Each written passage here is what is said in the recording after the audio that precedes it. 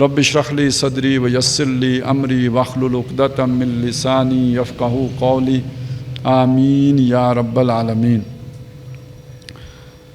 سورہ حدید کا ہم نے مطالعہ کرنا ہے اس وقت میں، اور سورہ حدید 27ویں پارے کی آخری صورت ہے، اور اس کی 29 آیات ہیں اور 4 رکوع ہیں۔ سورہ حدید مدنی صورت ہے، اور مدنی دور کے اس حصے میں نازل ہوئی ہے کہ جو یوں سمجھے کہ اگر مدنی دور کو بھی 2 حصوں میں تقسیم کریں تو دوسرے حصے میں یہ نازل ہوئی ہے، یعنی آخری 5 سالوں کا اس کا زمانہ نزول ہے۔ ویسے یہ 10 صورتوں کا ایک گروپ ہے جو سورہ حدید سے شروع ہوتا ہے اور سورہ تحریم پہ جا کے ختم ہوتا ہے، 28واں پارہ یہاں جا کے ختم ہو جاتا ہے۔ کل یہ 1.25 پارے پہ پھیلی ہوئی 10 صورتیں، اور ان میں سب سے بڑی سورہ حدید ہے، 4 رکوع پر مشتمل ہے۔ اس کے بعد جو ہے سورہ مجادلہ اور سورہ حشر، یہ 3 رکوعوں پر مشتمل ہیں۔ پھر سورہ ممتنع، سورہ صف، سورہ جمعہ، سورہ منافقون، سورہ تغابن، سورہ طلاق اور سورہ تحریم، یہ 2 رکوعوں پر مشتمل ہے۔ کل یہ تقریباً 1.25 پارہ بن جاتا ہے، 1.25 پارے سے تھوڑا سا کم ہوگا۔ تو ان 10 صورتوں میں سے کا ایک خاص مضمون ہے کہ اس میں خطاب مسلمانوں سے، اور دوسرے اگر کسی کا ذکر خاص طور پہ اہل کتاب کا ذکر ہے تو وہ مثال کے طور پر ہے۔ اور یہ وہ دور ہے مسلمانوں کا کہ جس دور میں ابھی جو ہم نے پچھلے گفتگو میں دیکھا تھا نا کہ قالت الاعراب آمنا قل لم تؤمنوا ولکن قولوا اسلمنا، تو اگر حضور صلی اللہ علیہ وسلم کی پوری جد و جہد کو دیکھیں تو مکے میں ایمان وہی لاتا تھا کہ جس کے دل میں ایمان جاگزیں ہو چکا ہوتا تھا، کیونکہ ایمان لاتے ہی مار پڑتی تھی، گھر والے خلاف ہو جاتے تھے، معاشرہ خلاف ہو جاتا تھا، اگر آپ کمزور ہیں تو باقاعدہ فزیکل ٹارچر ہوتا تھا۔ تو ایمان تو وہی لائے گا جس کے دل میں ایمان داخل ہو چکا ہو۔ یہ جو کیفیت ہوئی ہے جو سورہ حجرات میں بیان ہوئی ہے، یہ تب ہوئی ہے جب اسلام کو غلبہ حاصل ہو گیا اور گویا اسلام کو حکومت حاصل ہو گئی، حکمران بن گیا، تو اس کے بعد یہ کیفیت پیدا ہوئی۔ تو ان صورتوں کا زمانہ نزول اکثر و بیشتر وہی ہے کہ جب اسلام کی حیثیت جو ہے اب مغلوبیت کی نہیں رہی ہے، بلکہ بات ذرا اس سے آگے جا چکی ہے، یا اس کے بین ہے، یا کم از کم یہ کہ ایک درجے کا اقتدار بھی حاصل ہو چکا ہوا ہے۔ جماعتی اقتدار تو قائم ہو گیا ہے، اگر ریاست ابھی نہیں بھی بنی تو تب بھی ایک مدینے کے اوپر جماعتی اقتدار مسلمانوں کو حاصل ہے۔ تو اس دور میں پھر کچھ کمزوریاں ہیں جو ظاہر ہوئی ہیں، کیونکہ اب ہر طرح کا بندہ اسلام میں آ رہا ہے، وہ بھی آ رہا ہے جس کے دل میں ابھی ایمان نہیں پیدا ہوا، اس نے بھی، چونکہ آپ سوچیں نا ایک قبیلہ ہے، پورا قبیلہ، تو فیصلے تو اس وقت قبیلے ہی کرتے تھے، قبیلے کے چیف نے فیصلہ کیا ہم ایمان لائیں گے تو گویا سارا قبیلہ ایمان لائے گا۔ اب چیف نے تو سوچ کے سمجھ کے پورا بات مان کے تو قبول کیا ہے، اس کے ارد گرد جو لوگ ہوں گے انہوں نے بھی سمجھا ہوگا، تو یہ ضروری تو نہیں کہ سب لوگ نے سمجھ کے اسلام قبول کیا ہو، کیونکہ اب پوری برادری شامل ہو رہی ہے تو ساری برادری آ گئی۔ تو اس دور میں پھر کچھ ایسی چیزیں مسلمانوں سے ظاہر ہوئی ہیں کہ جو اسلام کے شائن شان نہیں ہیں، ایک مومن کے شائن شان نہیں ہیں، لہٰذا اس پر پھر تنبیہ کی گئی ہے۔ تو یہ اکثر و بیشتر صورتیں تو ایسی ہیں، اور ان میں خاص طور پر جو مسبحات ہیں، مسبحات یعنی جن کے شروع میں تسبیح کا ذکر ہے، جیسے سورہ حدید ہے سبح للہ سے شروع ہوتی ہے، تو اسی طرح سورۃ الحشر ہے وہ بھی سبح للہ سے شروع ہوتی ہے، سورہ صف ہے وہ بھی سبح للہ سے شروع ہوتی ہے، سورہ تغابن ہے اس کے بعد سورہ جمعہ ہے وہ یسبح سے شروع ہوتی ہے، اور آخر میں سورہ تغابن ہے وہ بھی یسبح سے شروع ہوتی ہے۔ یہ 5 صورتیں ہیں، انہیں مسبحات کہتے ہیں۔ ویسے بعض روایات سے معلوم ہوتا ہے کہ نبی صلی اللہ علیہ وسلم کا معمول تھا کہ آپ عشاء کی نماز کے بعد بستر پر جانے سے پہلے ان 5 صورتوں کی، بلکہ 6 صورت وہ سبح اسم ربک الاعلیٰ، یہ مسبحات ہیں، ان کی تلاوت فرما لیا کرتے تھے۔ تو وجہ یہ سمجھ لیجئے کہ ان صورتوں میں جو دینی تعلیمات ہیں جو بڑی بڑی صورتوں میں آئی ہیں، سورہ بقرہ میں، سورہ آل عمران میں، یا یہ کہ جو مکی صورتیں ہیں سورہ اعراف اور سورہ انعام، ان کے جو مضامین ہیں، ایمان کیا ہے، ایمان کی حقیقت، ماہیت، اس سے متعلق نفاق کی حقیقت، اس سے یہ جو اس طرح کے مضامین ہیں ان کے خلاصے ہیں جو یہاں پر آ گئے ہیں۔ تو آپ اگر یہ روز کا اپنا معمول بنا لیں ان کو پڑھنا، تو گویا وہ ساری چیزیں آپ کو تازہ ہوتی رہیں گی، وہ کانسیپٹ بالکل تازہ رہیں گے، اس پر کوئی گرد نہیں پڑے گی، تو یہ آپ صلی اللہ علیہ وسلم کا معمول تھا کہ آپ رات بستر پر جانے سے پہلے یہ صورتیں پڑھ لیا کرتے تھے۔ ان میں جو یہ یعنی 10 صورتیں ہیں، 10 میں سے خاص تو وہ ہیں جو مسبحات ہیں، ان کی خاص اہمیت ہے، اس میں زیادہ جو ہے نا وہ تفصیل سے وہ مضامین آ گئے، یعنی بہت ہی جامعیت سے وہ مضامین آ گئے ہیں جو طویل صورتوں میں آئے ہیں۔ پھر ان میں جو سورہ حدید ہے جس کا ابھی ہم نے مطالعہ کرنا ہے، یہ یوں سمجھیے کہ ان باقی جو مسبحات ہیں ان کے لیے بھی ایک جیسے ابتدائی خلاصہ ہوتا ہے نا، جیسے آپ پہلا پیراگراف جیسے ہوتا ہے، تو چونکہ ویسے بھی یہ پہلے نمبر پر ہیں، 10 صورتوں میں پہلی صورت یہ ہے، تو ان صورتوں کے مضامین اس میں گویا سموئے ہوئے ہیں، ایک ایک لائن میں 2 لائن میں، وہ 2 رکوعوں پر جو باتیں آئی ہیں یہاں 2 لائنوں میں، 2 سطروں میں اور 2 آیتوں میں وہ باتیں آ گئی ہیں۔ تو اس اعتبار سے بہت ہی جامع، بہت ہی اہم، بہت ہی اہمیت کی حامل، اور جو دین کی اصل جو ہماری خاص طور پر یوں سمجھیے کہ وہ جو قربانی، ایثار اور دین کی تحریکیت، اس کو بہت واضح طور پر اس سورہ مبارکہ میں ہمارے سامنے وہ مضمون آ جاتا ہے۔ اس کی جو پہلی 6 آیات ہیں یہ تعارف باری تعالیٰ پر مشتمل ہے، اللہ تعالیٰ کی ذات کا تعارف کرایا گیا۔ اچھا ایک بات سمجھ لیجئے، اللہ کی معرفت بہت اہم مضمون ہے، اللہ سے تعلق کا سب سے بڑا ذریعہ اللہ کی پہچان ہے۔ جب تک آپ اللہ کو حقیقی معنوں میں پہچانیں گے نہیں تو آپ کے اندر اللہ کی جو ہے نا وہ شوق، محبت، تعلق اس طرح کا نہیں پیدا ہوگا۔ اللہ کو پہچاننے کا ذریعہ کیا ہے؟ اللہ کا اپنا کلام، یعنی سب سے بہترین تعارف اللہ کا کون سا ہوگا؟ جو اللہ نے خود کرایا ہے، ٹھیک ہوگی نا بات؟ اور اللہ نے جو اپنا تعارف کرایا وہ کہاں کرایا؟ قرآن مجید میں کرایا۔ تو جو ہم ویسے بھی کہتے ہیں آمنت باللہ کما ہوا بے اسمائی و صفاتی، تو اس کے اسماء و صفات کہاں ظاہر ہوتے ہیں، کہاں بیان ہوئے ہیں؟ قرآن مجید میں بیان ہوئے ہیں۔ تو اس لیے اللہ کے تعارف کا سب سے مؤثر ذریعہ، سب سے ایتھینٹک ذریعہ وہ قرآن مجید ہے۔ تو یہ جو 6 آیات ہیں یہ بھی اسی نوعیت کی ہیں کہ جس میں اللہ کا تعارف کرایا گیا ہے۔ پہلی بات یہ ہے کہ سبح للہ ما فی السماوات والارض، اللہ کی تسبیح کر رہی ہے ہر وہ شے، اللہ کی تسبیح کی ہر اس شے نے جو آسمانوں میں اور زمین میں۔ آسمان اور زمین قرآن مجید میں پوری کائنات کے لیے بولا جاتا ہے، ایڈیم ہے، قرآن کا اپنا محاورہ ہے۔ جب قرآن کہتا ہے آسمان اور زمین تو اس کا مطلب یہ ہوتا ہے پوری کائنات، جس کا سرا ابھی تک انسان کو معلوم نہیں ہو سکے نا۔ یہ پورا جو بھی نظام ہستی ہے یہ سارا آسمان اور زمین، اس میں اب کیا کیا شے ہیں، کتنی چیزیں ہیں، ایک زمین کے اوپر ہی کیا کچھ جو قدرت کے نمونے ہیں۔ تو اب آپ مخلوقات کا اندازہ لگائیں، تو جو اللہ کی ساری مخلوق ہے، جو بھی موجودات ہیں، وہ سب اللہ کی تسبیح کر رہی ہیں۔ تو اس سے آپ اللہ تعالیٰ کی جو عظمت ہے، جو گریٹنس ہے، جو مقام اور مرتبہ ہے، اس کا آپ اندازہ لگا سکتے ہیں۔ تسبیح کا جو معنی کیا گیا ہے عام طور پہ جو ترجمہ ہمیں ملتا ہے وہ یہ ملتا ہے کہ پاکی بولنا، پاکی بولتی ہے۔ تو ویسے جو اس کا لغوی معنی بنتا ہے وہ یہ بنتا ہے کہ سبح یسبح ہوتا ہے تیرنا، قرآن مجید میں اس معنی میں استعمال ہوا ہے کل فی فلک یسبحون، سورہ یاسین میں یہ جتنے بھی اجرام سماویہ ہیں یہ اپنے فلک میں، اپنے مدار میں تیر رہے ہیں، تیرنا۔ تو باب تفعیل میں جا کے یہ متعدی ہو جاتے ہیں، جس کا مطلب ہوگا تیرانا۔ سبح یسبح کا مطلب ہوتا ہے تیرانا، تو سبح للہ کا مطلب کیا ہوگا؟ اللہ کو تیرانا۔ تو بڑی عجیب سی بات لگ گئی آپ کو۔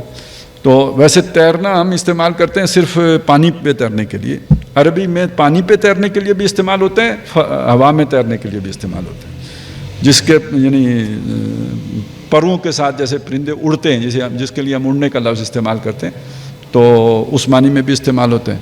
تو گویا اس اعتبار سے جتنے بھی اجرام سماویہ ہیں وہ چل رہے ہیں، فضا میں، خلا میں موجود ہیں، تو یہ سارے کے سارے تیر رہے ہیں، یہ یسبحون ہیں۔ تو اب اللہ کو تیرانا مطلب یہ ہے اس کا، اور اس کا تعلق آپ کو پاکی بولنے سے بھی جڑ جائے گا کہ اللہ تعالیٰ ایک مقام بلند پر فائز ہے، اس کو اس کے اس مقام پر برقرار رکھنا، گرانا نہیں، اس جگہ پر برقرار رکھنا گویا اللہ کو تیرانا ہے۔ یعنی کوئی عیب، کوئی کمی، کوئی نقص، کوئی احتیاج سے اللہ کو پاک ماننا۔ اللہ میں کوئی نقص نہیں ہے، اللہ میں کوئی عیب نہیں ہے، اللہ میں کوئی کمی نہیں ہے، اللہ میں کسی درجے کی کوئی کجی نہیں ہے، اس سے بلند ماننا یہ گویا اللہ کو اس کے مقام پر برقرار رکھنا ہے۔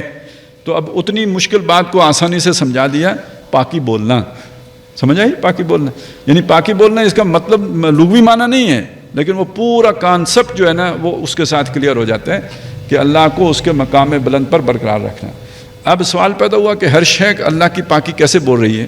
ویسے یہ تو یہاں پہ تو اس طرح آیا، یہ مضمون اس سے زیادہ مؤکد ہو کہ قرآن مجید میں اور جگہوں پہ بھی آیا ہے، مثلا سورہ بنی اسرائیل میں وَإِن مِّن شَيْءٍ إِلَّا يُسَبِّحُ بِحَمْدِهِ کہ کوئی شے نہیں ہے مگر اللہ کی تعریف کے ساتھ اس کی تسبیح کر رہی ہے، اور ساتھ یہ بات بھی آ گئی ہے وَلَٰكِن لَا تَفْقَهُونَ تَسْبِيحَهُمْ تم ان کی تسبیح کو سمجھ نہیں سکتے۔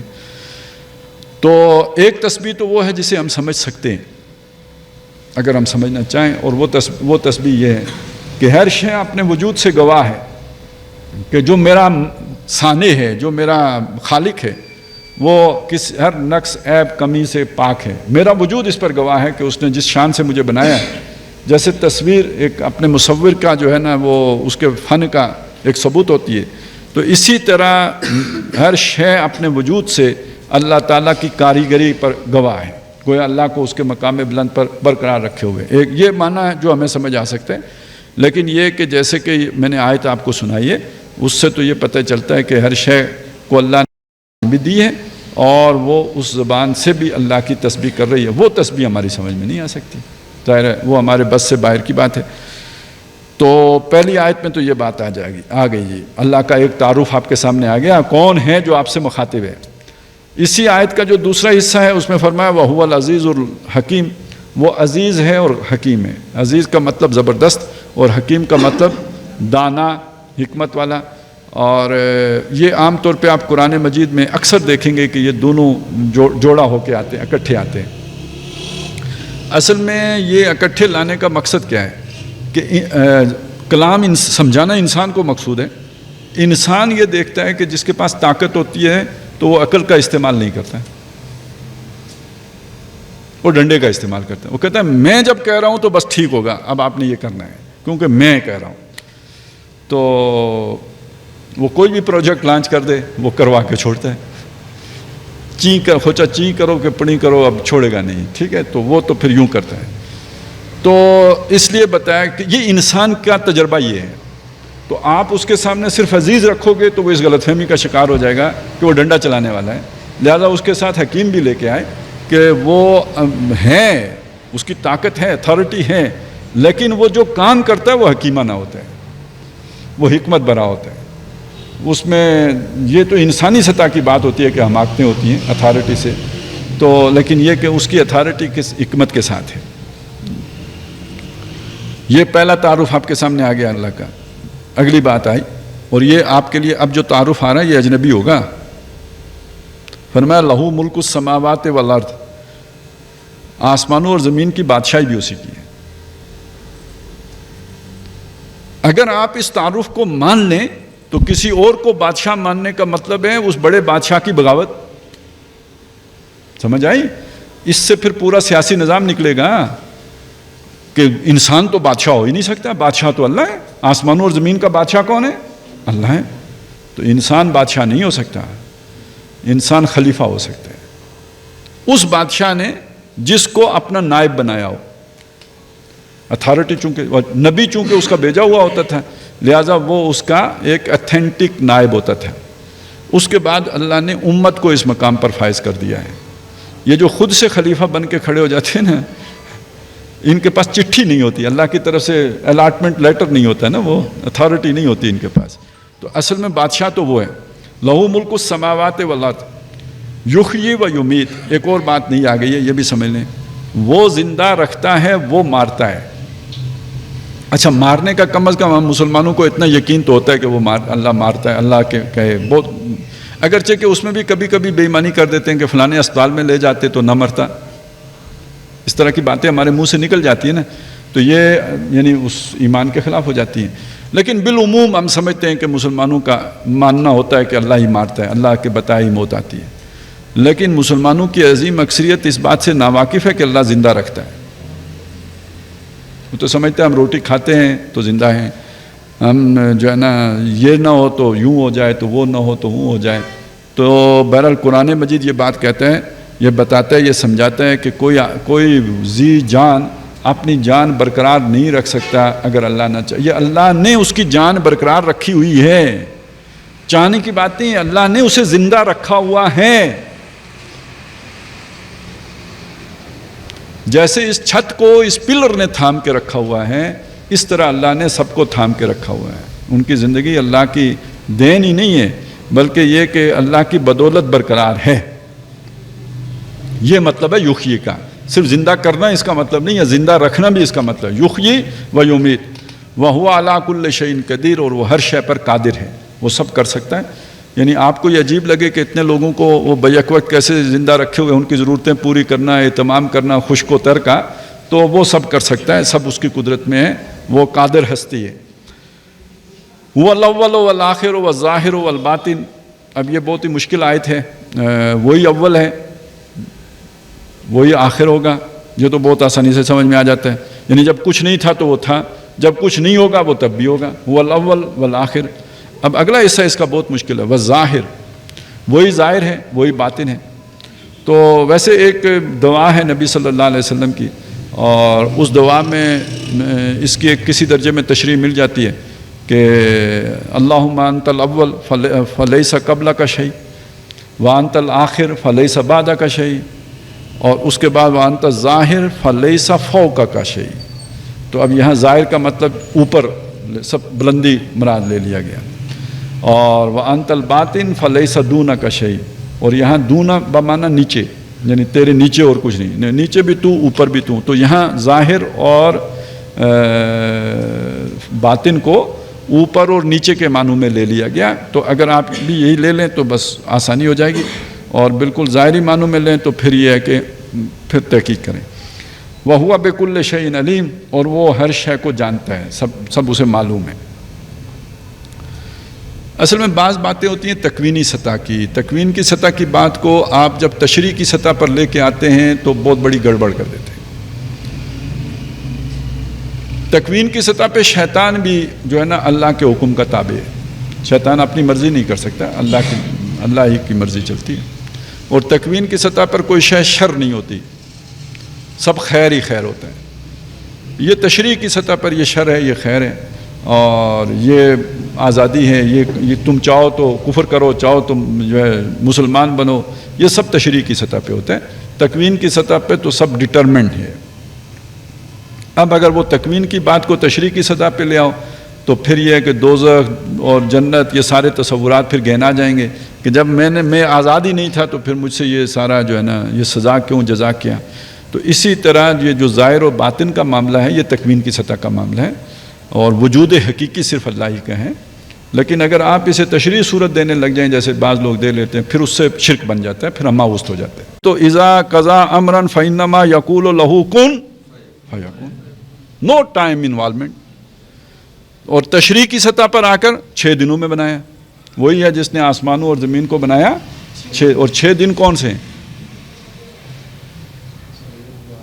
آپ ذرا اب تو ہم اتنے سمجھدار ہو گئے نا، ہمیں پتہ ہے یار زمین کا دن اور ہوتا ہے، مریخ کا دن اور ہوتا ہے. یہ اللہ کے دن ہے.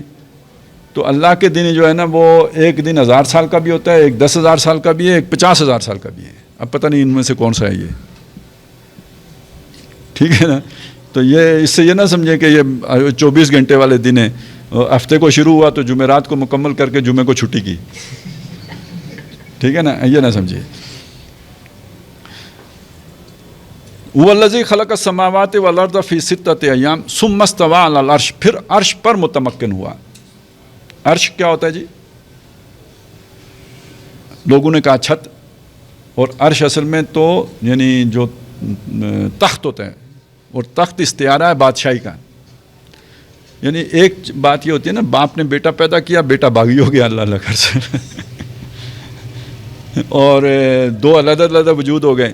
لیکن یہ کہ یہاں معاملہ یہ ہے کہ اللہ نے بنا کے تو حکومت اپنے ہاتھ میں لی. عرش پر متمکن ہونے کا مطلب یہ سارا کنٹرول اللہ کے ہاتھ میں. اسی کو کہا نا وہ کرسی جو ہے اس کی آسمانوں اور زمین تک، وہ کرسی کون سی؟ اقتدار کی کرسی، بادشاہی کی کرسی. ثم استوى علی العرش، پھر عرش پر متمکن ہوا. یعلم ما یلج فی الارض وما یخرج منها وما ینزل من السماء وما یعرج فیہا، وہ جانتا ہے جو کچھ زمین میں گھستا ہے اور جو کچھ زمین سے نکلتا ہے. اب بہت کچھ گھستا ہے، یعنی چرند پرند، وہ جو بھی گھونسلوں میں کوئی گیا، یا یہ کہ وہ جو حشرات الارض، کوئی سانپ بچھو جو اندر گھسے کسی بل میں گئے، یا یہ کہ جو پانی برسا تو وہ جو زمین کے اندر جذب ہوا، اور یا بیج جو اندر گیا، یا جو مر کے قبر میں گیا، یہ سب زمین کے اندر گھس رہا ہے نا.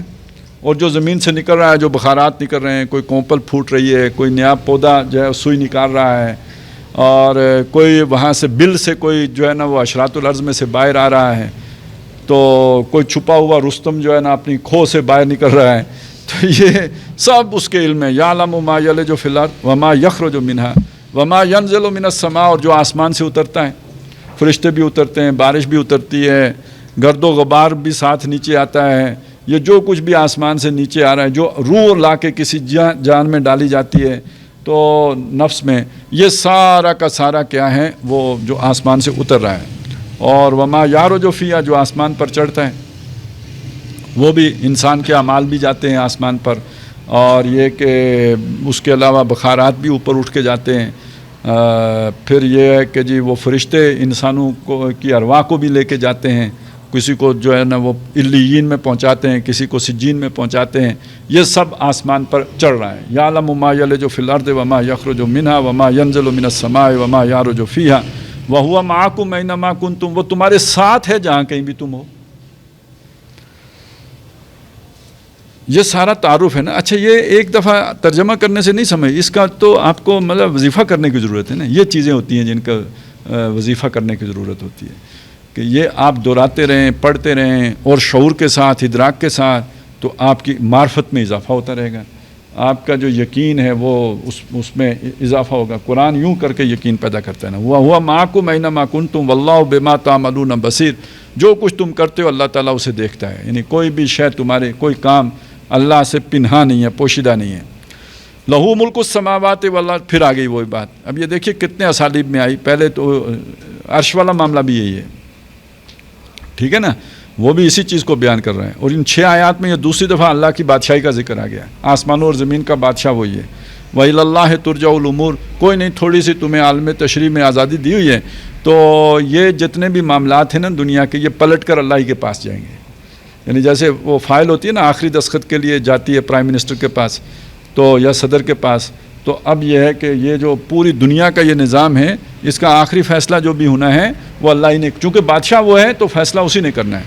وہاں پوچھا بھی جائے گا نا لمن الملک اليوم، آج بادشاہی کس کی ہے؟ للہ الواحد القہار. پہلے بھی اسی کی تھی، لیکن وہ جسے کہتے ہیں نا ڈی جورو تھی، ڈی فیکٹو. یہاں پہ کوئی یعنی کوئی پھلا والی سرکار، کوئی فرعون، کوئی اس طرح اٹھ کے کہتے تھے الیس لی ملک مصر، کیا مصر کی بادشاہی میری نہیں، کیا اتھارٹی میری نہیں؟ تو وہ اس طرح کے کچھ بیوقوف کھڑے ہو جاتے تھے.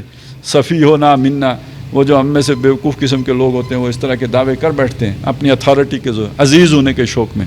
اسی لیے پھر آخرت میں تو ان کو خاص طور پہ کہا جائے گا نا کہ ذق انکا انت العزیز الکریم. تو یہ اس طرح کے فرعونوں کا پھر یہ انجام ہوگا. تو وَإِلَى اللَّهِ تُرْجَعُ الْأُمُورُ یولج اللیل فی النہار و یولج النہار فی اللیل، وہ دن کو رات میں اور رات کو دن میں داخل کرتا ہے. اس کا مطلب یہ بات کیا ہے؟ پورا نظام قدرت وہ چلا رہا ہے. یہ جو فزکس میں اصول ہے نا کہ قوانین قدرت ہیں کہ جو جس کے تحت یہ کائنات جو ہے نا وہ چل رہی ہے، تو نہیں، وہ چلا رہا ہے. ایک مومن کا اور ایک عام جو بھی سائنسدان ہے اس کا یہ فرق ہوگا کہ اس کی نظر میں قوانین قدرت کائنات کو چل رہا ہے، یہ نظام خود چل رہا ہے. اسی سے پھر وہ دہریت وجود میں آتی ہے. وما یہلکنا الا الدہر، ہمیں ہلاک نہیں کرتا مگر زمانہ ہے. ان ہی الا حیاتنا الدنیا نموت و نحیا وما یہلکنا الا الدہر، نہیں ہے مگر ہماری دنیائی کی زندگی ہے، ہم خود جیتے ہیں خود، مطلب بس یہ جینا مرنا یہ وہی قوانین قدرت کے ماتحت ہے. اور یہ زمانہ جب وقت پورا ہوتا ہے تو ہم مر جاتے ہیں، تو بیچ میں کوئی خدا کا انکار چھٹی. لیکن قرآن جو تصور دیتا ہے وہ یہ کہ یولج اللیل فی النہار. دیکھیے یہ ہمیں لگتا ہے سورج چل رہا ہے، یہ ہو رہا ہے تو یہ دن اور رات کا الٹ پھیر ہو رہا ہے. نو، یہ اللہ ہے جو دن کو رات میں داخل کرتا ہے اور رات کو دن میں داخل کرتا ہے. یہ مومن کا یہ یقین ہونا چاہیے. وَهُوَ عَلِيمٌ بِذَاتِ الصُّدُورِ, اور وہ سینوں کے بھیدوں سے واقف ہے. سینے میں اصل میں وہ نیتیں ہوتی ہیں نا. ایک کام آپ بظاہر بڑا اچھا کر رہے ہوتے ہیں, اس کے پیچھے موٹیو کیا ہے یہ وہ جانتا ہے کہ بھائی اس کے پیچھے نیت کیا ہے, اور ہر عمل کا فیصلہ اس کی نیت پر ہوگا. اِنَّمَا الْأَعْمَالُ بِالنِّيَّاتِ, اور وہ نیتوں کو وہ جانتا ہے. یوم تبلی السرائر, جب راز کھولے جائیں گے, یعنی وَحُصِّلَ مَا فِي الصُّدُورِ, جو سینوں میں ہے اس کو حاصل کر لیا جائے گا. یہ 6 آیات میں ایک آپ کو بتایا گیا کہ اگلی باتیں کرنے والی ہستی کون سی ہے,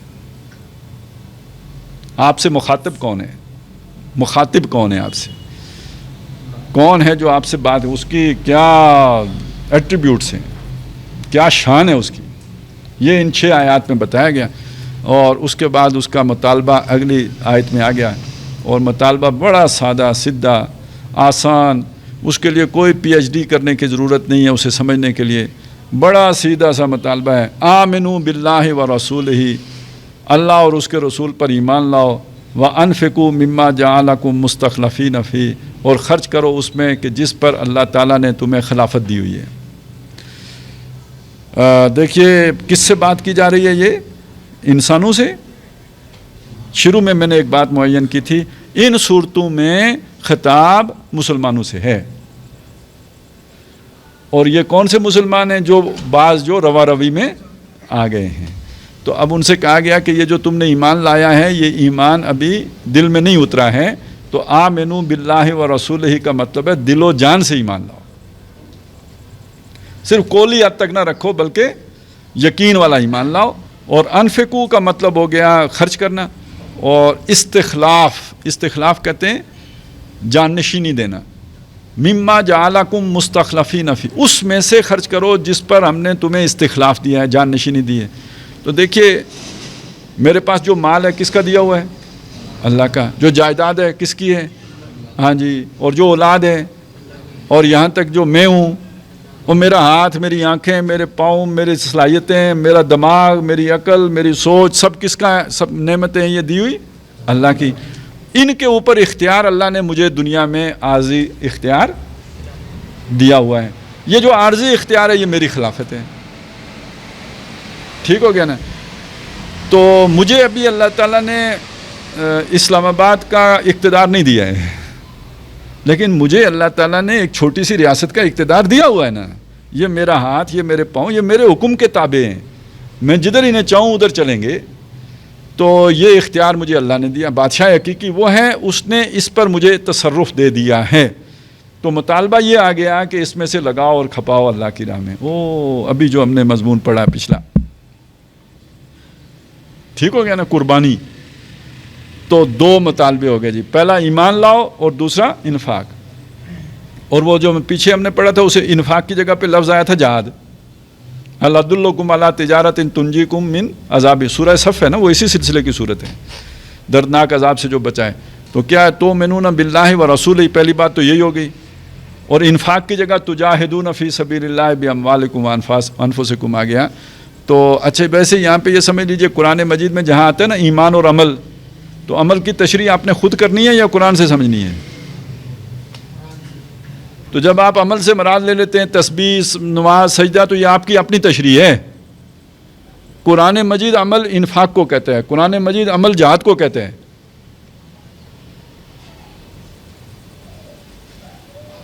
پریشانی تو نہیں ہو رہی؟ ٹھیک ہے. تو 2 ہی مطالبے ہیں, ایمان اور عمل. اور عمل کا مطلب کیا ہے, جس چیز پر اللہ نے اختیار دیا اس چیز کو اللہ کی راہ میں لگاؤ, کھپاؤ. وَأَنفِقُوا مِمَّا جَعَلَكُم مُّسْتَخْلَفِينَ فِيهِ فَالَّذِينَ آمَنُوا مِنكُمْ وَأَنفَقُوا لَهُمْ أَجْرٌ كَبِيرٌ, جو تم میں سے ایمان لائیں گے اور لگائیں گے, کھپائیں گے, ان کے لیے بڑا اجر ہے. اور جو نہیں کریں گے وہ سورہ صف میں آگے عذاب علیم ہے.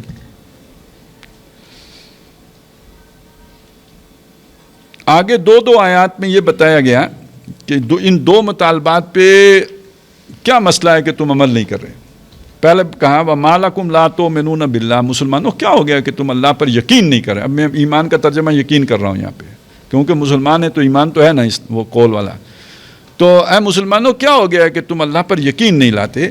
والرسول یدعوکم، جبکہ رسول تمہیں پکار رہے ہیں، لتؤمنوا بربکم، کہ یقین رکھو اپنے رب پر، توکل کرو اس کے اوپر، امید اس سے باندھ کر رکھو. اب میں وہ یقین والے ایمان کی باتیں کر رہا ہوں ساری. بتوں سے تجھ کو امیدیں، خدا سے نو امیدی، مجھے بتا تو صحیح اور کافری کیا ہے. تو رسول تمہیں یہ سمجھا رہے ہیں. تم پھر جو کبھی برادری، کبھی یہ کبھی وہ، تو گرمی میں نہ نکلو تو سردی میں چلو تو فلانا، تو بھوکے مر جائیں گے. تم یہ کیا ہو گیا تمہیں؟ تم یقین نہیں رکھتے، تم توکل نہیں کرتے، بھروسہ نہیں رکھتے، امید نہیں باندھتے، جبکہ رسول تمہیں یہ سمجھا رہے ہیں.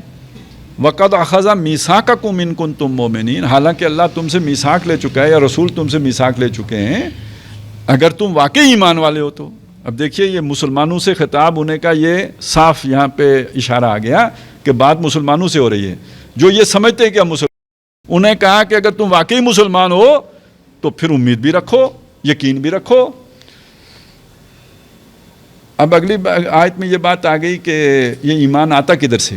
هو الذی ينزل علی عبدہ آیات بینات، وہی اللہ ہیں جس نے اپنے بندے محمد صلی اللہ علیہ وسلم پر یہ قرآن مجید آیات بینات یعنی قرآن مجید اتارا ہے، اور لیخرجکم من الظلمات الی النور، تاکہ وہ تمہیں جہالت کے اندھیاروں سے نکال کر ایمان کی روشنی میں لائیں. تو ایمان کی سورس، ایمان کا منبع قرآن مجید ہے. یعنی تم ایمان نہیں لا رہے تو کہاں سے لاؤ گے؟ اللہ نے اپنے بندے پہ قرآن اتارا، ادھر سے ملے گا، ڈھونڈے سے ملے گا قاری کو قرآن کے سپاروں میں. ٹھیک ہے نا. ایمان وہ جنس نہیں جسے لے آئیں آپ دکان فلسفہ سے کہ کیا ہے، تو ڈھونڈے سے ملے گا قاری کو یہ قرآن کے سپاروں میں، تو یہ وہاں سے ملے گا جی.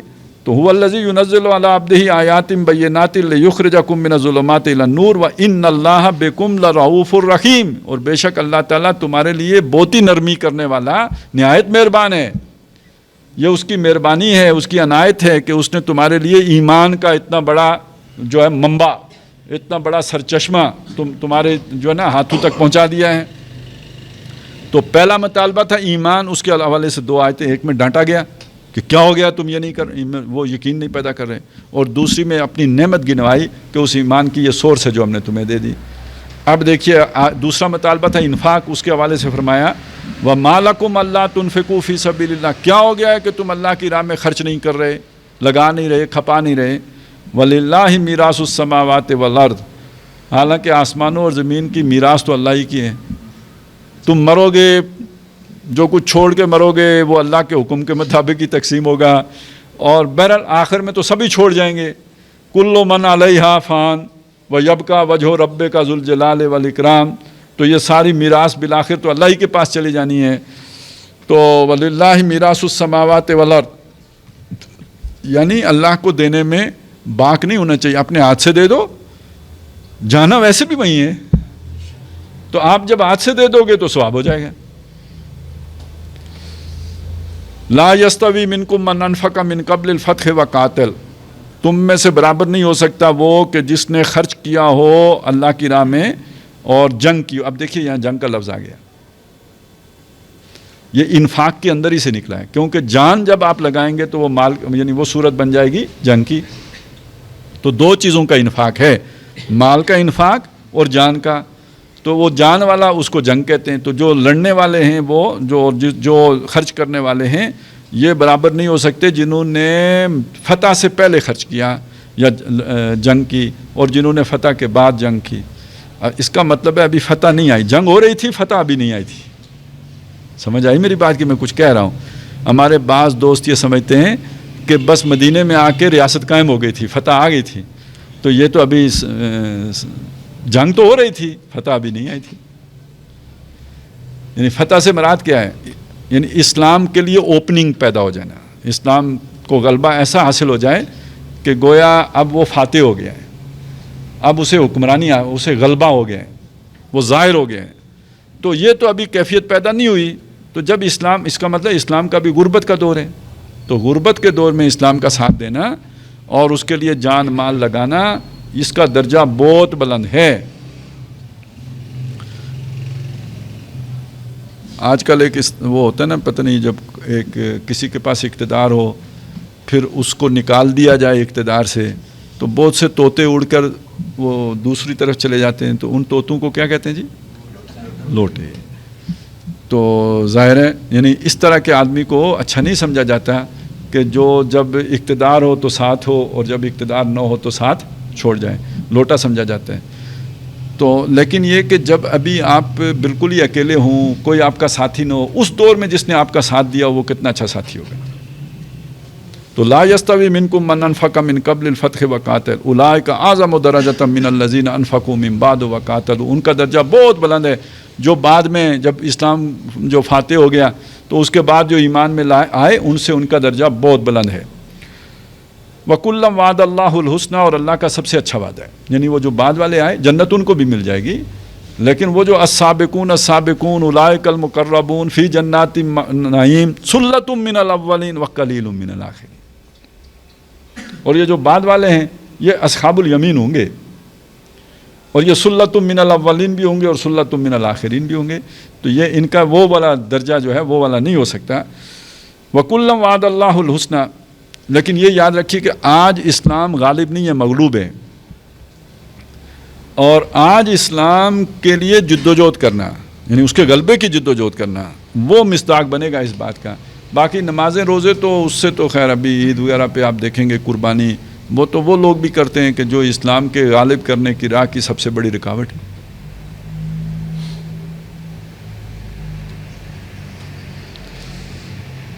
تو واللہ بما تعملون خبیر، تو جو تم کر رہے ہو، جو لگا رہے ہو کھپا، یہ نہ سوچو گے یار وہ پتہ نہیں ہم تو مر جائیں گے، انہوں خبر بھی ہوئے گی کہ نہیں ہوئے گی۔ ایک مسئلہ ہوتا ہے نا کہ بھائی ہم نے تو اتنی قربانیاں دیں، جس کے لیے دیں اسے پتہ ہے، وہ اسے باخبر ہے، اسے تمہارے ایک ایک درد کا، ایک ایک تکلیف کا، ایک ایک جو احساس کا سب معلوم ہے اسے۔ واللہ بما تعملون خبیر۔ من ذا الذی یقرض اللہ قرضا حسنا، اب یہ ذرا اسی بات کو ایک اور انداز میں سامنے لایا ہے اور حوصلہ افزائی کا انداز ہے۔ کون ہے جو اللہ کو قرض حسن دے؟ بادشاہ اگر آپ سے کوئی یعنی خدمت کا موقع دے دے تو یہ اعزاز کی بات ہوتی ہے، بادشاہ ضرورت مند تو نہیں ہوتا۔ تو من ذا الذی یقرض اللہ قرضا حسنا فیضاعفہ لہ اجر کریم، تو وہ اس کو ایک تو فیضاعفہ لہ ولہ اجر کریم، ایک تو اللہ تعالیٰ اس کے لیے وہ دگنا کرے اور اس کے لیے بڑی عزت والا اجر بھی ہے۔ اب یہ وہ بات آ گئی، وہ جو دو مطالبے تھے ان دونوں کے حوالے سے وہ بھی ڈانٹ بھی آ گئی، ساتھ ہی یہ کہ حوصلہ افزائی بھی آ گئی۔ اب ایک دم نقشہ تبدیل کر دیا، بلکہ اب ایک تصویر کشی ہے، بالکل ایک نئے نقشے کو پیش کیا جا رہا ہے، الفاظ کی صورت میں بیان کیا ہے۔ یہ اب آخرت کا منظر ہے۔ وہ جو اجر کریم ہے وہ کب ظاہر ہوگا، کب سامنے آئے گا؟ یعنی وہ پچھلے بات مضمون سے جوڑا ہے، اس اجر کریم کے ساتھ سے لے کے اب آگے چل رہے ہیں۔ یوم تری المؤمنین والمؤمنات یسعی نورہم بین ایدیہم و بایمانہم، جس دن تم دیکھو گے ایمان والے مردوں کو اور ایمان والی عورتوں کو، اب عورتوں کا بھی ذکر آیا ہے ساتھ۔ دین کا کام عورتوں کے تعاون کے بغیر نہیں ہو سکتا۔ وہ اگر میدان میں نہیں نکلیں گی، اور ان کے لیے نکلنا آسان بھی نہیں ہوگا، لیکن انہیں بھی قربانی دینی پڑتی ہے، اس کے بغیر مرد اپنے آپ کو فارغ نہیں کر سکتا۔ آج کے معاشرے میں جو گھر ہیں، گھر کی جو ضرورتیں ہیں، جو آپ کے اوس پڑوس میں نعمتیں وافر ہیں، آپ کے رشتہ دار جس سطح پہ زندگی بسر کر رہے ہوتے ہیں، تو اس کو سب سے زیادہ اس معاملے میں حساس خواتین ہوتی ہیں۔ میرے بچے بھی اس اسکول میں پڑھے ہیں جس میں وہ میرے خالہ کے ماموں کے بیٹے کے تائے کا ابو پڑھتا ہے، تو بس وہ سارا یعنی یہی کچھ ہوتا ہے خواتین کے یہاں، سارا چکر یہ چل رہا ہوتا ہے، فلانا اسکول اچھا ہے، فلانا یہ ہے، تو فلانی چیز وہاں پہ، فلانے ڈنر سیٹ، ٹھیک ہے نا، اچھا ان کا جو ہے سینٹر پیس، یہ سارا دیکھا دیکھی ہی چل رہی ہوتی ہے۔ تو جب آپ کے پورے معاشرے میں یہی کچھ ہو تو اس میں سے ایک جو ہے نا وہ اللہ والی کہے کہ خیر ہے آپ دین کا کام کریں، ہم تھوڑے پہ گزارا کر لیں گے، تو یہ کوئی تھوڑا سا جہاد نہیں ہے، یہ کوئی معمولی جہاد نہیں ہے، یہ تبلیغ کئی تبلیغوں سے بھاری جہاد ہے۔ تو اس لیے دونوں کا ذکر کیا، اکٹھا کیا. یوم ترل مومنین والمومنات، آپ اللہ کی راہ میں نہیں لگا سکتے اگر آپ کی بیوی بھی آپ کی اس معاملے میں جو ہے وہ ہم خیال نہ ہو تو. نہیں تو پھر بڑا ایک نیا محاذ جنگ گھر میں کھل جائے گا، بہت بڑا فساد کھڑا ہو جائے گا. تو یوم تر المومنین والمومنات یسعی نورہم بین ایدیہم و بایمانہم، ان کی روشنی دوڑ رہی ہوگی ان کے سامنے سے بھی اور ان کے دائیں طرف سے بھی. وہ میں نے چونکہ ایمان کا جو ہے نا وہ منبع دل ہے، تو وہ گویا دل سے روشنی نکل رہی ہوگی، وہ ایمان روشن ہو جائے گا. اور یہ جو نیک اعمال کیے تھے، انفاق کیا تھا، جہاد کیا، جو بھی کیا، وہ گویا وہ نیکی دائیں طرف، دائیں بازو، تو دائیں طرف سے اس نیکیوں کا جو ہے نا وہ نور ظاہر ہو جائے گا.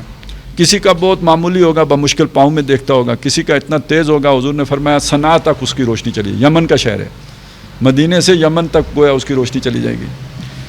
کسی کا بس ٹمٹماتا تھوڑا سا ایمان ہے، کسی کا بڑا پاورفل جو ہے، اب وہ 220 وولٹ کا بھی کرنٹ ہوتا ہے اور 66,000 وولٹ بھی ہے، پتہ نہیں اس سے بھی 1,32,000 بھی ہوگا کچھ. تو اس طرح کا معاملہ ہے.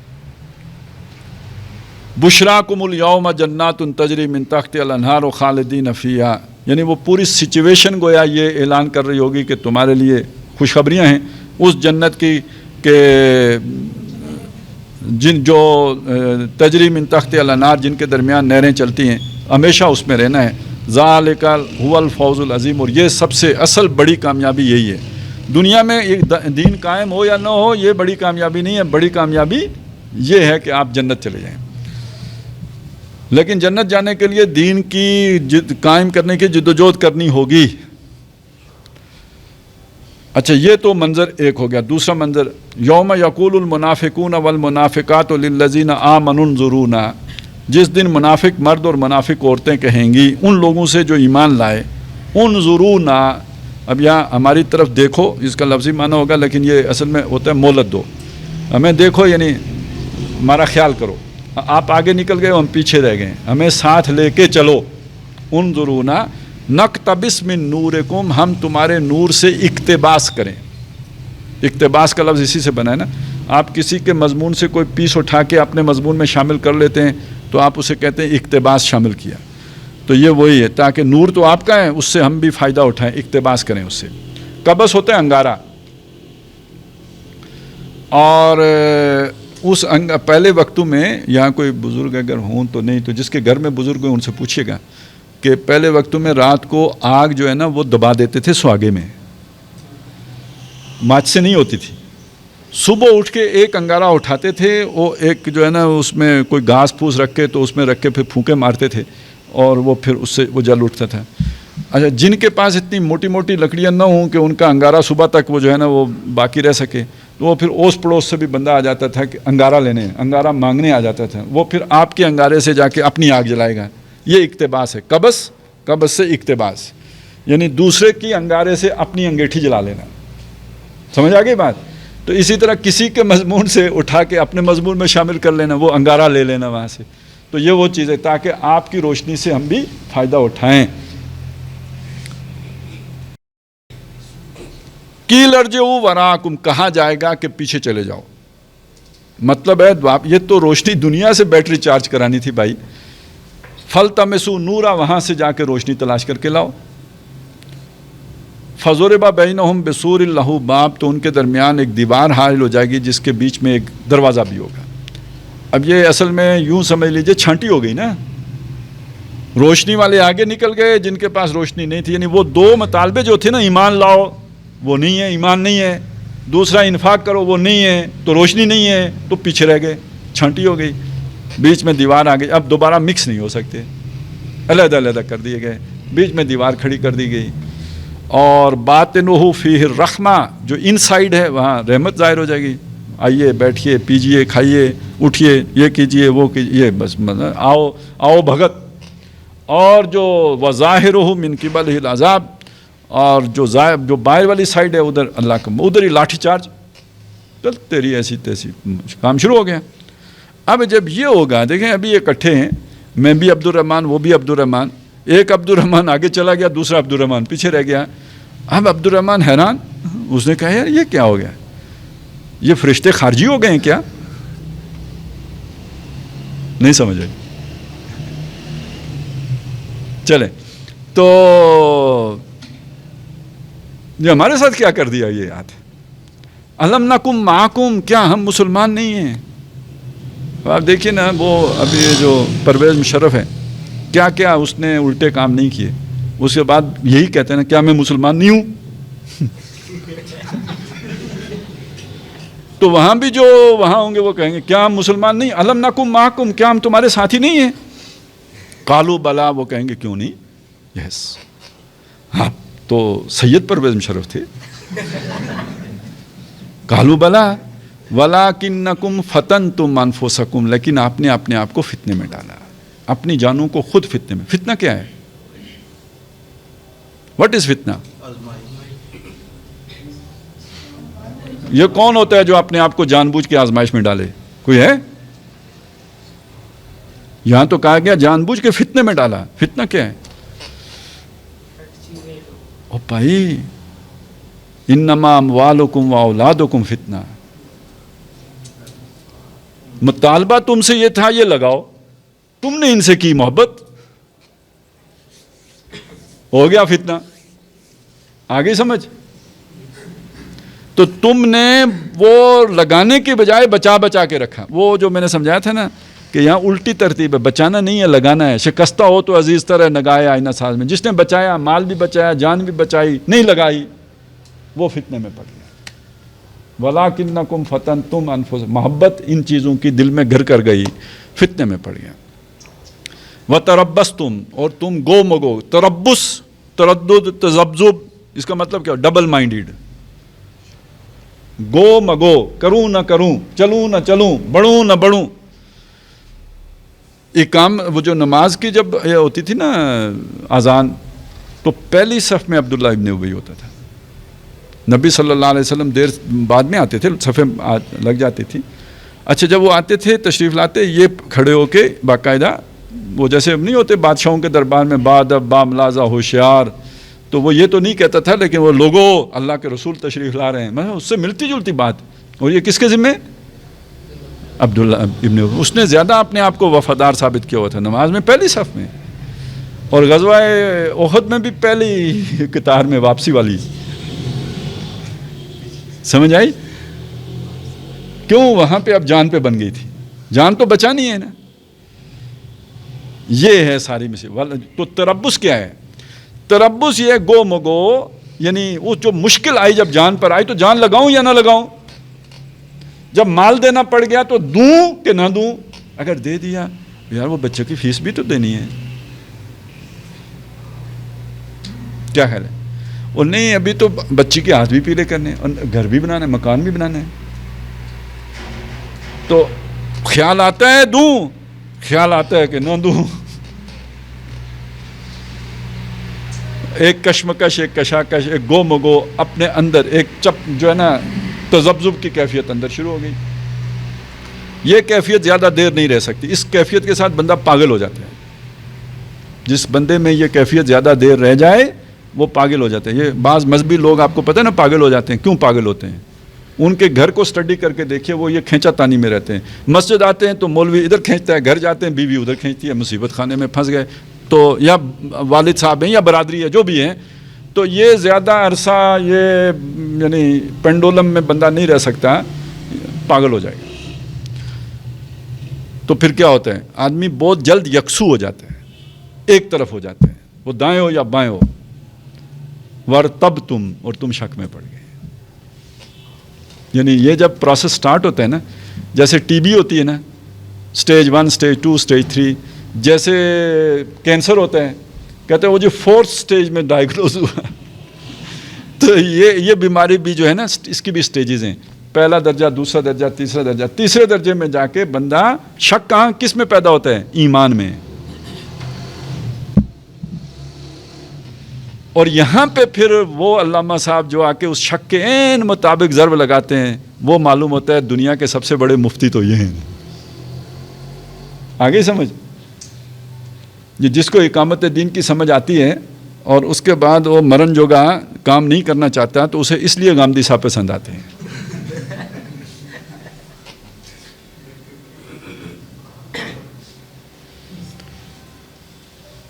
تو وَلَٰكِنَّكُمْ فَتَنْتُمْ أَنفُسَكُمْ وَتَرَبَّصْتُمْ وَارْتَبْتُمْ وَغَرَّتْكُمُ الْأَمَانِي.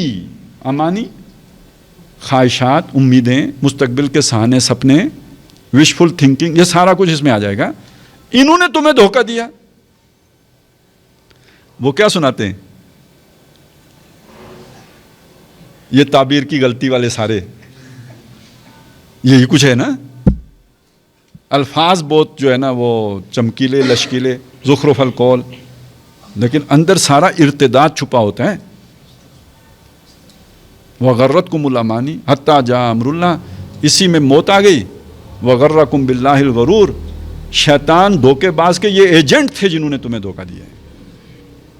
شیطان براہ راست تو آپ پر وحی نہیں کرے گا نا، شیطان ان پر وحی کر رہا ہے. ان الشیاطین لیوحون الی اولیاءہم لیجادلوکم وَكَذَلِكَ جَعَلْنَا لِكُلِّ نَبِيٍّ عَدُوًّا شَيَاطِينَ الْإِنسِ وَالْجِنِّ شَيَاطِينَ الْإِنسِ وَالْجِنِّ يُوحِي بَعْضُهُمْ إِلَىٰ بَعْضٍ زُخْرُفَ الْقَوْلِ غُرُورًا. وہ ایک دوسرے کی طرف وہی کرتے ہیں ملمہ کی ہوئی دھوکے کی باتیں، غرور باتیں، فراڈ باتیں، لیکن ہوتی بڑی پرکشش ہیں. زخرف القول جاتا ادھر کون ہے؟ لِتَسْخَىٰ إِلَيْهِمْ أَفْئِدَةُ الَّذِينَ لَا يُؤْمِنُونَ بِالْآخِرَةِ، تاکہ ان کی یہ ملمہ کی ہوئی باتوں کی طرف مائل ہو جائیں ان لوگوں کے دل جو آخرت پر ایمان نہیں رکھتے، جو دنیا کی زندگی کو حسین بنانا چاہتے ہیں نا. یہی فتنہ ہے نا، دنیا بھی فتنہ ہے. المال والبنون زینت الحیات الدنیا. سمجھ گئے؟ تو وغرکم باللہ الغرور. تو وہ بات شروع کہاں سے ہوئی؟ میں مسلمان نہیں. ہاں جی ہاں مسلمان ہو، مگر دھوکے میں آئے ہوئے مسلمان ہو. آپ کی مسلمانی دنیا میں تھی، آپ مسلمانوں کے قبرستان میں دفن ہو گئے، آپ کا جنازہ پڑھا گیا، تکبیریں کہیں گئیں، تجہیز و تکفین ہو گئی، آپ مسلمانوں میں رشتہ داری کر سکتے تھے، شادیاں بیاہ ہو گئے، سب ہو گئے. اور نہ ہو فَالْيَوْمَ لَا يُؤْخَذُ مِنْكُمْ فِدْيَةٌ وَلَا مِنَ الَّذِينَ كَفَرُوا. آج نہ تم سے فدیہ لیا جائے گا نہ کافروں سے لیا جائے گا. آج بریکٹ ہو گئے کافروں کے ساتھ. یہ بات ہے جسے نہ سمجھ آئے، وہ جو انحراف ہوتا ہے، جو ارتداد باطنی ہوتا ہے، اس کی تو پرواہ ہی نہیں ہوتی نا ہمیں. جب بندہ کاروباروں میں پڑ گیا، جب دنیا داری میں لگ گیا، جب ادھر کھپ گیا، دین ترجیح ثانی ہو گیا، دنیا کی ضرورتیں ترجیح اول ہو گئیں، مرتد ہو گیا ہے اندر سے، اور یہ انجام ہے جس کی طرف بڑھ رہا ہے. اس کی کس کو پرواہ ہے؟ اس لیے ترجمہ مت پڑھو، گمراہ ہو جاؤ گے. فَالْيَوْمَ لَا يُؤْخَذُ مِنْكُمْ فِدْيَةٌ وَلَا مِنَ الَّذِينَ كَفَرُوا مَأْوَاكُمُ النَّارُ. تم دونوں کا ٹھکانہ آج آ گئے، کافروں کا بھی اور تمہارا بھی.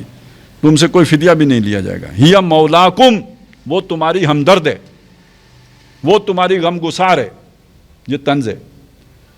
اللہ تعالیٰ بھی طنز کرتے ہیں. لوگوں کو طنز بہت بری لگتی ہے نا، لیکن کرتے ہیں اللہ طنز. آگ تمہاری ماوا و مرجع ہے، جاؤ اب اسی میں داخل ہو جاؤ. ہِیَ مَوْلَاكُمْ وَبِئْسَ الْمَصِيرُ، لوٹنے کی بری جگہ ہے. بہرحال جی دیکھیں یہاں تک جو بات سامنے آئی، حقیقت یہ ہے، اصل بات یہ ہے، بغیر کسی لگی لپٹے کے اصل بات تو یہی ہے. تو اگر ہم یہ بات مان لیں، اللہ توفیق دے، اور ہم اس بات کو واقعی دل و جان سے مان لیں، اور ہمارے دماغوں میں جو گھسی ہوئی ہے دنیا کی محبت وہ ان جملوں سے نکل جائے، تو پھر فکر کیا دامنگیر ہوگی، بچیں کیسے؟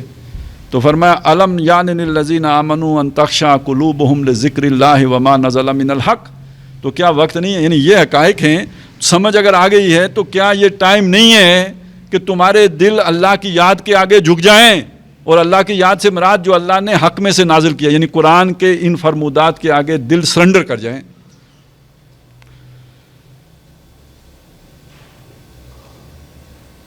وَلَا يَكُونُوا كَالَّذِينَ أُوتُوا الْكِتَابَ مِنْ قَبْلُ، اور نہ ہو جائیں ان لوگوں کی طرح جنہیں کتاب دی گئی تم سے پہلے. انہوں نے کیا کہا تھا؟ جنت تو ہمیں مل ہی جائے گی، لن تمسنا النار الا ایاما. جب یہ دل ہو جائیں تو پھر اتنی مشکل باتوں کو کون سنے گا اور کون پڑھے گا؟ تو ان لوگوں کی طرح دل نہ ہو جائیں. فطال علیہم الامد، ان پر مدت دراز بیت گئی، 1400 سال اس وقت ہو گئے تھے. تو بلکہ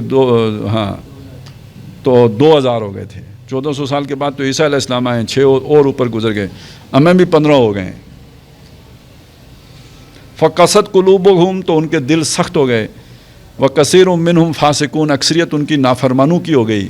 وہ سمجھتے یہ ہیں کہ ہم یہودی ہیں, جنتی ہیں. لن تمسنا النار الا ایاما معدودہ. بہرحال اب اگر دل کے اندر ایک خیال پیدا ہو اور دل کی زمین کو ٹٹول کے دیکھیں تو معلوم ہو کہ دنیا کی محبت تو رچی بسی ہے, تو ایک مایوسی کی کیفیت. اب کیسے اس سے نکلیں, جان کیسے بچائیں, دل کو ٹھیک کیسے کریں. یہ جو آلہ جس پر انحصار ہے پورے وجود کا, یہ اگر غلط ہو, فساد زدہ ہو گیا ہے, تو اب اس کا اصلاح کیسے کریں.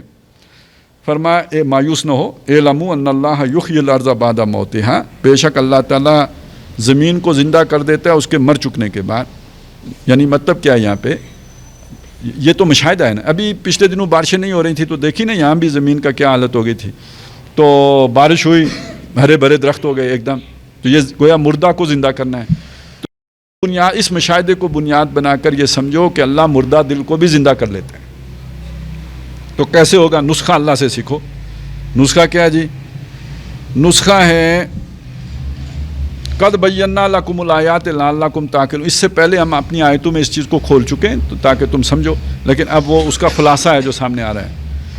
ان المصدقین والمصدقات واقرضوا اللہ قرضا حسنا, بے شک صدقہ کرنے والے مرد اور صدقہ کرنے والی عورتیں اور اللہ کو قرض حسن دینے والے, یضاعف لہم, ان کے لیے اللہ دگنا کرتا ہے, ولہم اجر کریم, اور ان کے لیے ایک بہت عزت والا اجر ہے. یہ دل سخت کس وجہ سے ہوئے تھے؟ مال اور اولاد کی محبت کی. ان کو لگاؤ, سمپل علاج بالغذا, ٹھیک ہے نا. تو ان کو وہی یا علاج بالضد بلکہ کہنا چاہیے, جس وجہ سے بیماری پیدا ہوئی اس وجہ کو ہٹا دو, بیماری ختم. کہانی پھر وہیں آ گئی, لگاؤ اللہ کی راہ میں, قربانی دو, خرچ کرو, کھپاؤ, تو مردہ دل زندہ ہو جائے گا. اصل میں مسئلہ کیا ہوتا ہے, یہ دل ہے, اس میں محبت کسی ایک کی سمائے گی نا. مال اولاد کی محبت ہوگی, اللہ کی محبت نکل جائے گی. اللہ کی ہوگی تو یہ نکالنی پڑے گی. ایک بات تو یہ سمجھ لیں.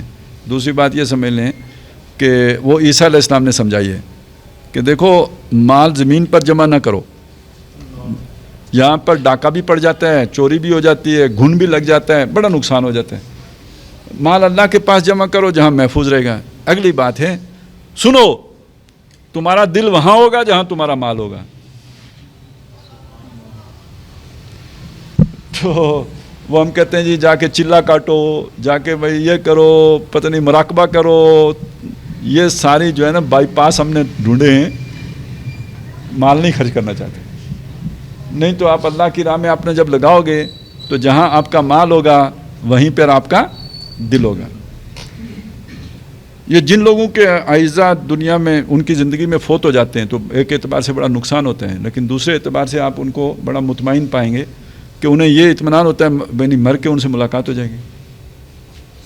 یعنی ایک آدمی وہ ہے جس کا کوئی بھی فوت ہوا نہیں ہے سارے دنیا میں, اس کے لیے مرنا کتنا مشکل ہو, سب کو چھوڑ کے جا رہا ہے. سمجھ آ گئی بات؟ وہ سب کو چھوڑ کے جا رہا ہے. وہ جس کے پہلے جا چکے ہیں اس کا جانا کتنا آسان ہے کہ وہ ان کے پاس جا رہا ہے.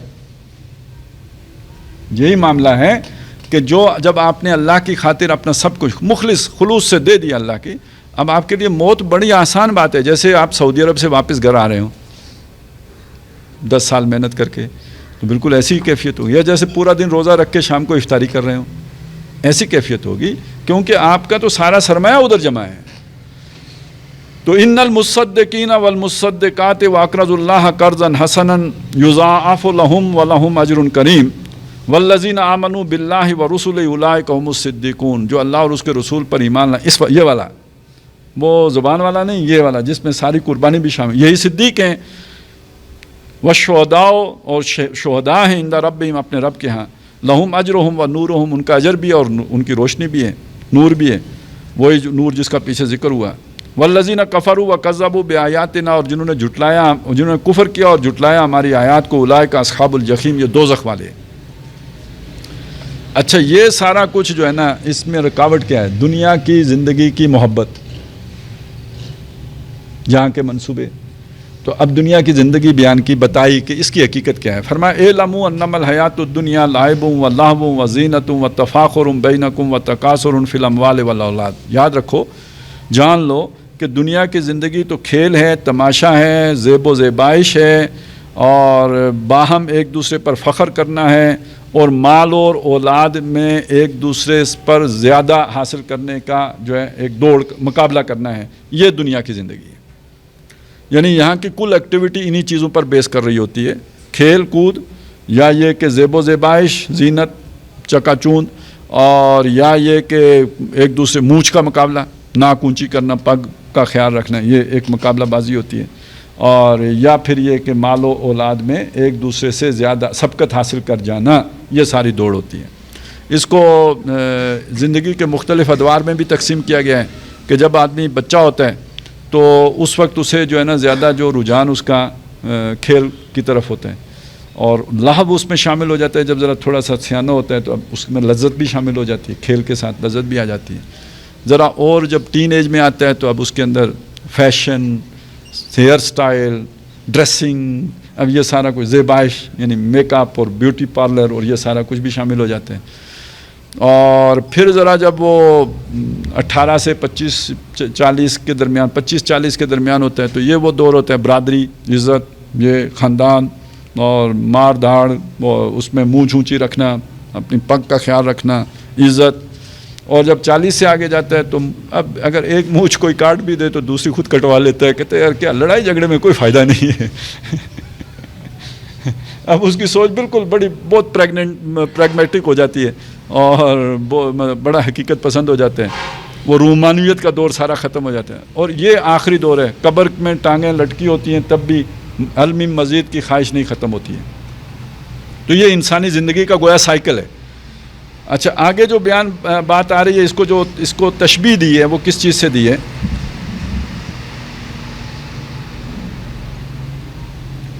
بلکہ مثال، اس کو تمثیل جو ہے، کمثل غیث اعجب الکفار نباتہ ثم یہیج فتراہ مصفرا ثم یکون حطاما. جیسے مثال اس کی ایسے ہی ہے، جیسے بارش برستی ہے تو جو کسی نے بیج بویا ہوتا ہے تو وہ کھیتی اپج آتی ہے تو وہ کاشتکار کو بھلی معلوم ہوتی ہے، اور ثم یہی جو وہ پھر پورے اپنے جوبن پہ آتی ہے، پورے زور پہ آتی ہے، اور جو ہی اپنے زور پہ آتی ہے فتراہ مصفرا تو تمہیں نظر آتی ہے کہ وہ پیلی پڑ گئی. ثم یکون حطاما، پھر وہ چورا چورا ہو جاتی ہے. یعنی یہ ایک فصل آپ کے سامنے اس کا سائیکل مکمل ہو جاتے ہیں. وہ جوانی کو آئی لہلاتی ہے اور اس کے بعد پھر پیلی پڑتی ہے اور پھر وہ بھوسا رہ جاتا ہے، اس کا دانہ علیحدہ کر لیا جاتا ہے. تو انسان کے ساتھ بھی یہی ہوتا ہے. گویا وہ جو ابتدائی دور ہے وہ تماشے کا، لہلانے کا، جوانی کا، پھر اس کے بعد بڑھاپا گویا پیلا پڑ گیا. یہ بال سفید ہونا، فصل کا پیلا پڑنا، یہ دونوں برابر ہو گئے. اور وہ جب بندہ تھوڑا سا وہ لاغر سا ہوتا ہے نا، لوگ کہتے ہیں وہ تو پتا پیلا ہو گیا. تو وہ پتا پیلا ہونا کا مطلب یہ ہے کہ اب یہ قبر کی طرف چل پڑا ہے، اور پھر قبر میں جا کے چورا ہی ہونا ہے، ٹکڑے ٹکڑے ہو جانے. تو یہ زندگی ہے. یہ وہ 3 مہینے میں پورا ہو جاتا ہے، 6 مہینے میں، یہ ذرا 60 سال میں پورا ہوتا ہے، لیکن ہے ایک جیسا سائیکل. وفی الآخرت عذاب شدید، اور آخرت میں دیکھیے، یہ دنیا کی زندگی کی حقیقت تو یہ ہے، اور آخرت میں تو یا تو سخت عذاب ہوگا اور یا ہوگی مغفرت من اللہ و رضوان، اللہ کی طرف سے بخشش اور اس کی خوشنودی. یہ 2 انجام ہے، کوئی تیسری بات ہے نہیں. وہاں سائیکل نہیں ہے، وہاں مستقل ایک ہی لائن میں سفر ہے، یا تو وہ جنت کا سفر ہے یا دوزخ کا. وَمَا الْحَيَاةُ الدُّنْيَا إِلَّا مَتَاعُ الْغُرُورِ، اور دنیا کی زندگی نہیں ہے مگر دھوکے کا سامان ہے. تو یہ بات اگر دیکھیے، یہ نقطہ نظر بدل جائے گا نا. ایک ایجوکیشن وہ ہے جو آپ کو سکول سے ملے گی، دنیا سے ملے گی، وہ کیا ہے جی؟ انفلوئنس، دوست، آگے بڑھو، دنیا میں بڑھو. ایک ایجوکیشن یہ ہے جو قرآن دے رہے ہیں. یہ دونوں آپس میں ملتی ہیں؟ بالکل اپوزٹ ہے. موٹیویشنل سپیکر آپ کو یہ والی موٹیویشن نہیں دیتے، وہ بھی دنیا بنانے کی موٹیویشن دیتے ہیں. Try again. ہاں، ٹرائی اگین. تو جب جس بندے کو یہ سمجھ آ گئی تو اسے دنیا لوٹنے کی اب پرواہ نہیں ہوگی. وہ اس کا تو اب نقطۂ نظر بدل گیا نا، سوچ بدل گئی. تو دوڑو، سابقو، ایک دوسرے سے مقابلہ کر کے آگے نکلو، الا مغفرت من ربکم، اپنے رب کی بخشش کی طرف، و جنتن، اور اس جنت کی طرف، ارضھا کا عرض السماء والارض، جس کا پھیلاؤ آسمان اور زمین جتنا ہے. یہاں پہ تم نے محنت کر کر کے بھی نا، دن رات ایک کر کے بڑی کمال کرو گے نا تو 10 مرلے کا بیریا ٹاؤن میں گھر بناؤ گے بس، اور وہ بنتے بنتے تمہاری شکل بگڑ جائے گی. اب وہ ہڈیوں کا چورا بن جاؤ گے، ٹھیک ہے، یا یہ کہ کم از کم 10 بیماریاں تو دامنگیر ہو چکی ہوں گی. ادھر دوڑو، آسمان اور زمین جتنی جس کی وسعت ہے جنت کی. وہ ویسے حدیث میں آتا ہے نا، جو آخری بندہ جنت میں جائے گا، وہ جو درمیان میں دروازہ ہے نا، وہ کیوں چھوڑا کہ اگر کسی کے دل میں کوئی ایمان کی رمق تھی لیکن اس کے گناہوں کے اندر وہ دب گئی ہے، وہ لائٹ باہر نہیں آئی، تو اسے دوزخ میں جا کے تو ذرا وہ صفائی ہوگی، تو پھر جب روشنی نکلے گی تو اس دروازے سے نکل کے جنت میں چلا جائے گا نا. وہ اس لیے اس دیوار کے اندر دروازہ بھی تھا. فضرب بینہم بسور لہو باب. تو جو آخری بندہ جائے گا نا تو اس کے دل میں ویسے خیال آئے گا کہ اب جنت میں کیا بچا ہوگا. یعنی وہ بس ہی بات ہے نا، ولیمہ ہوتا ہے، آپ دیر سے پہنچے تو لگتا ہے یار لوگ تو کھا گئے ہوں گے، تو وہ سوچتا یہ ہوگا کہ اب جنت میں کیا بچا ہوگا. تو یعنی اس کے بارے میں بھی آتا ہے کہ جو اسے ملا ہوگا اس پوری دنیا کی جو بھی نعمتیں اس سے 10 گنا زیادہ ہوگا. ٹھیک ہے نا. تو دوڑ یار، بندہ ذرا بس سوچ کا فرق ہے نا.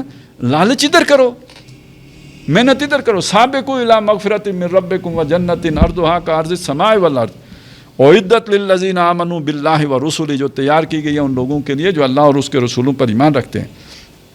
ذالک فضل اللہ یؤتیہ من یشاء واللہ ذو الفضل العظیم. اصل اللہ کا فضل یہ ہے، جس کو اللہ چاہتا ہے دیتا ہے.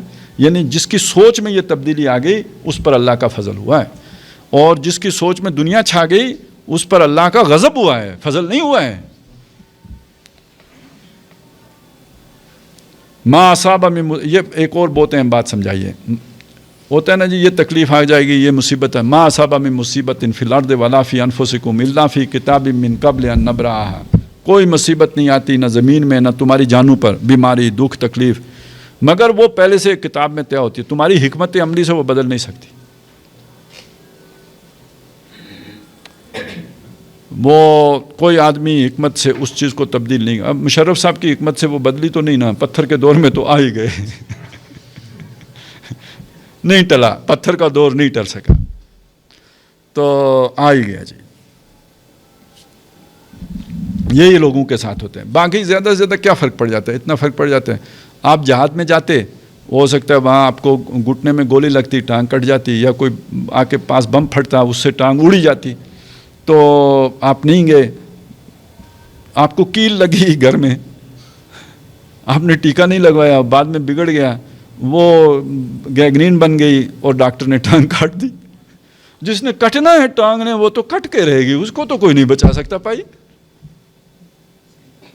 سمجھ آئی نا. موٹر سائیکل سے گرے، کٹ گئی، وہ تو کٹ کے رہے گی. اچھا وہ آپ جہان میں گئے اور مارے گئے، شہید ہو گئے، مر گئے، تو کیا بستر پہ لیٹے رہیں گے؟ تو نہیں مریں گے، اسی دن مریں گے، بس ہارٹ اٹیک سے مریں گے. ما اصاب من مصیبت فی الارض ولا فی انفسکم الا فی کتاب من قبل ان نبرأها ان ذلک علی اللہ یسیر لکی لا تاسوا علی ما فاتکم. اگر یہ سمجھ میں آ جائے نا تو اس کا نتیجہ یہ نکلے گا کہ پھر تم افسوس نہیں کیا کرو گے ان چیزوں پر جو تمہارے ہاتھ سے نکل جائیں. فلانا مر گیا، فلانا یہ ہو گیا، غزوہ احد میں شکست ہو گئی، اور یہ بھائی یہ حکومت ختم ہو گئی، یہ مل گئی. پھر تمہیں سمجھ آ جائے گی، پھر تمہیں اس کا غم نہیں ہوگا، اور جو تمہیں ملے گا اس پر اتراؤ گے نہیں. ولا تفرحوا بما آتاکم، جو مل جائے گا اس پہ اتراؤ گے نہیں، جو چھن جائے گا اس پہ غم نہیں کرو گے. واللہ لا یحب کل مختال فخور، اللہ تعالیٰ پسند نہیں کرتا کسی بھی شیخی خورے کو اور فخر کرنے والے کو. الذین یبخلون ویامرون الناس بالبخل، وہ لوگ کہ جو بخل کرتے ہیں اور لوگوں کو بھی بخیلی کا حکم، کنجوس یعنی خرچ نہیں کرتے. یہ لوگ ہوتے ہیں دنیا دار، یہ دنیا کو جو بھی ان کو ملا ہوتا ہے اس پہ پھولتے ہیں، پھر خوب جو ہے نا اس پہ. وَيُحِبُّونَ أَن يُحْمَدُوا بِمَا لَمْ يَفْعَلُوا، تو یہ ان کا مرض ہوتا ہے. وَمَن يَتَوَلَّى، جو روگردانی کرے گا، یعنی ان دو مطالبوں سے جو کیے گئے تھے، آمنوا باللہ ورسولہ وانفقوا مما جعلکم مستخلفین فیہ، تو فَإِنَّ اللَّهَ هُوَ الْغَنِيُّ الْحَمِيدُ، تو اللہ تعالیٰ غنی بھی ہے حمید بھی ہے. اسے تمہارے یعنی یہ تمہارے لیے بہتر تھا، اللہ کا کوئی نقصان نہیں ہوگا اس سے. یہ سارا کچھ جو ہے نا مال لگانا کھپانا مقصد کیا ہے اس کا وہ بیان کیا. لَقَدْ أَرْسَلْنَا رُسُلَنَا بِالْبَيِّنَاتِ، ہم نے رسول بھیجے معجزے دے کر. وَأَنزَلْنَا مَعَهُمُ الْكِتَابَ، ان کے ساتھ کتابیں اتاری. والمیزان، ایک میزان بھی اتاری. یہ میزان ہے وہ جو انسانوں کے درمیان انصاف کرنے والی چیز. حقوق و فرائض کا تعین اللہ نے کیا ہے. انسان کریں گے تو پھر یہ کہ کچھ لوگوں کو زیادہ پریولیجز دیں گے، کچھ کو رگڑے دیں گے، ان کا کچھ عمر نکالیں گے جیسے کہ ہوتا ہے دنیا میں. تو یہ اللہ تعالیٰ ہی میزان آسمان سے اتارتا ہے تاکہ انسانوں کے درمیان انصاف ہو. تو یہ رسولوں کو بھیجنے کا مقصد، کتابیں اتارنے کا مقصد کیا تھا؟ لِيَقُومَ النَّاسُ بِالْقِسْطِ، تاکہ لوگ انصاف پر کھڑے رہیں. آج مسلمانوں کو اس کا احساس ہی نہیں ہے کہ ہماری یہ ذمہ داری ہے دنیا کو انصاف والا نظام دکھانا. دنیا اس کی متلاشی ہے، اسی کی تلاش میں کبھی جمہوریت آ رہی ہے تو کبھی کمیونزم آ رہا ہے. جن کے پاس ہے وہ سمجھتے ہیں یہ تو کوئی ایسا خیر ہے، فرض کفایہ ہے. اور فرض کفایہ کا مطلب ہے کرو تا مرضی نہ کرو تا مرضی. تو لِيَقُومَ النَّاسُ بِالْقِسْطِ وَأَنزَلْنَا الْحَدِيدَ فِيهِ بَأْسٌ شَدِيدٌ وَمَنَافِعُ لِلنَّاسِ، اور لوہا اتارا کہ اس میں سخت جنگ کی صلاحیت ہے، لوگوں کے نفع بھی ہیں. اب یہ کتابوں کے ساتھ لوہے کا کیا مسئلہ ہے کہ اگر تو تبلیغ کی بات ہو تو وہ تو اور چیز ہے، لیکن اگر بات ہو اقامت دین کی، انصاف کو قائم کرنے کی، تو جنہوں نے ظالمانہ نظام قائم کر کے رکھا ہوا ہے ان کے مفادات ہیں، وہ نہیں مانیں گے. تو لوہا بھی اتارا ہے بھائی. ہاں لوہا بھی اتارا ہے. 4 کتاباں عرشوں آئیاں تے 5واں آیا ڈنڈا. تو ایسے بگڑے تگڑوں کا علاج ڈنڈا. اور لاتوں کے بوت بھی تو ہوتے ہیں نا، سارے باتوں ہی کے تو نہیں ہوتے. پھول کی پتی سے کٹ سکتا ہے ہیرے کا جگر، مرد ناداں یا مرد مطلب پرست پر کلام نرم و نازک بے اثر. سمجھ گئے؟ اس کے لیے پھر حدید بھی اتارا ہے. اچھا ایک طرف تو یہ بات ہو گئی کہ یہ لوہا اتارا، اس سے وہ اس کا دماغ ٹھیک کرنا ہے. دوسری طرف یہی تمہارا امتحان ہے. دنیا امتحان کے لیے، امتحان ہوگا کیسے؟ وَلِيَعْلَمَ اللَّهُ مَن يَنْصُرُهُ وَرُسُلَهُ بِالْغَيْبِ، تاکہ اللہ پتہ لگائے، دکھا دے کہ کون ہیں کہ جو اللہ کی مدد کرتے ہیں اور رسول کی مدد کرتے ہیں غیب میں ہونے کے باوجود. یعنی لوہے کی طاقت کو ہاتھ میں لے کر اپنا مال بھی لگاتے ہیں، جان بھی لے کے حاضر ہوتے ہیں، سر بکف ہو کے آ جاتے ہیں. اس امتحان میں سرخرو ہونے کے لیے یہ ضروری ہے. اس کے بغیر تو امتحان میں سرخروئی ہے ہی نہیں. هل ادلکم علی تجارت تنجیکم من عذاب الیم. سمجھ آ گئی نا ساری بات کی؟ یہاں آ کے یہ مضمون مکمل ہو گیا.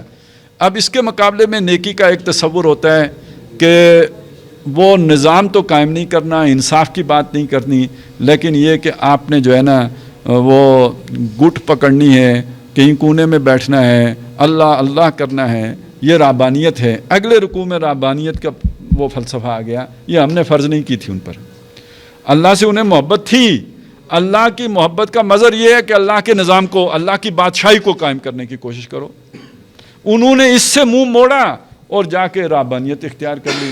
اسلام میں رہبانیت نہیں ہے ہمارا. وہ چونکہ میں آخری رکوع کا بس یہ خلاصہ آپ کے سامنے رکھ دیا، اس کا ترجمہ کرنے کا چونکہ وقت نہیں رہا، آپ خود پڑھ لیجئے گا.